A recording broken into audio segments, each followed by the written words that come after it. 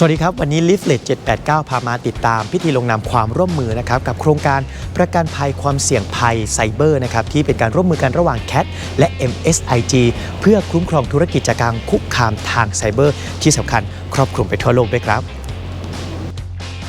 CAT จับมือ MSIG ลุยประกันภัยไซเบอร์เสริมความมั่นใจลูกค้าในการดำเนินธุรกิจครอบคลุมธุรกิจจากการคุกคามทางไซเบอร์ครอบคลุมทั่วโลกพร้อมทีมงานผู้เชี่ยวชาญเฉพาะด้านช่วยเหลือตลอด 24 ชั่วโมง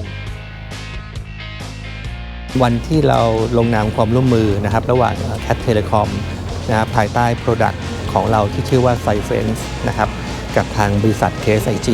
จำกัดมหาชนเนื่องจากว่าณปัจจุบันเนี่ยนะครับมีเรื่องของการ Attack ทางไซเบอร์เนี่ยเป็นอย่างสูงนะครับบริษัททุกบริษัทมีความเสี่ยงความร่วมมือในวันนี้เป็นการแมทช์ที่เหมาะสมนะครับเราเองเราเป็นส่วนของ Protect แต่ในการ Protect เนี่ยนะครับเราก็พยายามเต็มที่ตามมาตรฐานที่มีอยู่แล้วเราก็เชื่อว่า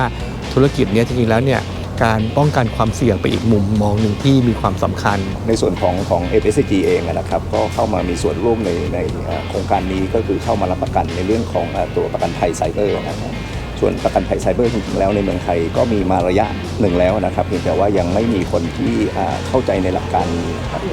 กว้างขวางนะครับฉะนั้นการร่วมมือครั้งนี้จะเป็นผลประโยชน์ดีนะครับต่อธุรกิจนะครับไม่ว่าจะเป็นขนาดเล็กขนาดกลางนะครับจริงๆแล้วขนาดใหญ่ก็เป็นอีกส่วนหนึ่งที่เอามาทำตัวไซเบอร์ประกันภัยได้นะครับเราก็มาช่วยเหลือในเรื่องของค่าใช้จ่ายในการเอากู้ข้อมูลนะครับส่วนในส่วนของ CAT Cyfence เองก็คือเป็นเรื่องของ security นะครับฉะนั้นมันจะค่อนข้างแยกกันอย่างชัดเจนนะครับฉะนั้นผมคิดว่าเป็นความร่วมมือที่เหมาะสมนะครับแล้วก็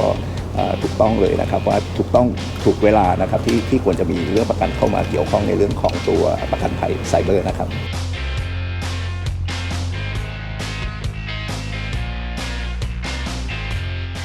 คุณผู้ชมครับโครงการประกันภัยความเสี่ยงภัยไซเบอร์นับเป็นประกันภัยที่คุ้มค่ามากๆออกแบบมาเพื่อธุรกิจทุกขนาดนะครับเพื่อที่จะรับมือกับผลกระทบการโจมตีทางไซเบอร์ทุกรูปแบบครอบคลุมทั่วโลกเลยนะครับและที่สำคัญสำหรับลูกค้า CAT นะครับที่ต่อสัญญาในช่วงตุลาปีนี้ไปจนถึงมีนาคมปีหน้านะครับจะได้รับสิทธิ์รับกรมธรรม์ฟรี1ปีนะครับตามเงื่อนไขที่ CAT กำหนดครับวันนี้ Leaflet 789 หมดเวลาลงแล้วนะครับครั้งหน้าจะเป็นเรื่องราวธุรกิจเรื่องราวในนั้นอย่าลืมติดตามนะครับวันนี้ขอตัวลาไปแล้วครับสวัสดีครับ